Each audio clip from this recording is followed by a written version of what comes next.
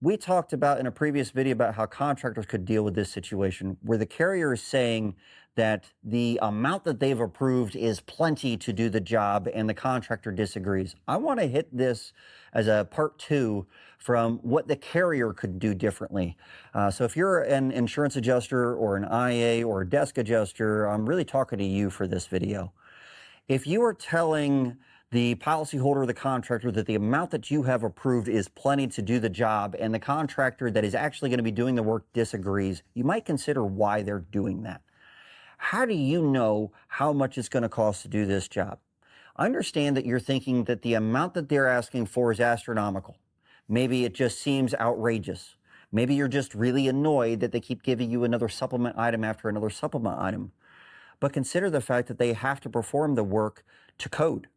They have to perform the work in a way that doesn't lead to further leaks. And if you want the property to be insurable at the end of the situation, then they need to be able to do a good job. A lot of times you're told that it would only cost this much because you have preferred vendors that would do the job for that much.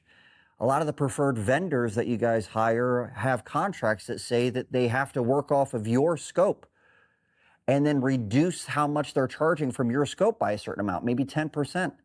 And so if there are missing line items, believe it or not, a lot of those preferred vendors will still supplement for the missing line items because they can't do it from that scope. And maybe you don't even know that that's happening on the back end. And so you're convinced that this is the amount that it would take and this is plenty, but it might not actually be. I want you to consider that you might be wrong.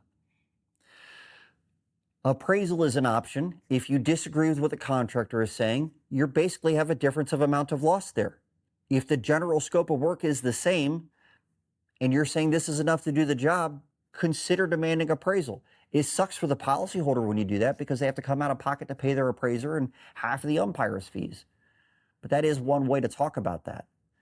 But I would urge you to get on the phone with the contractor and try to work with them on their bid and see if you can't get them to explain reasonably why there are certain differences in their estimate versus yours. See if you can't actually understand what they're saying. You might find that they're being more reasonable than you think. I hope that helps.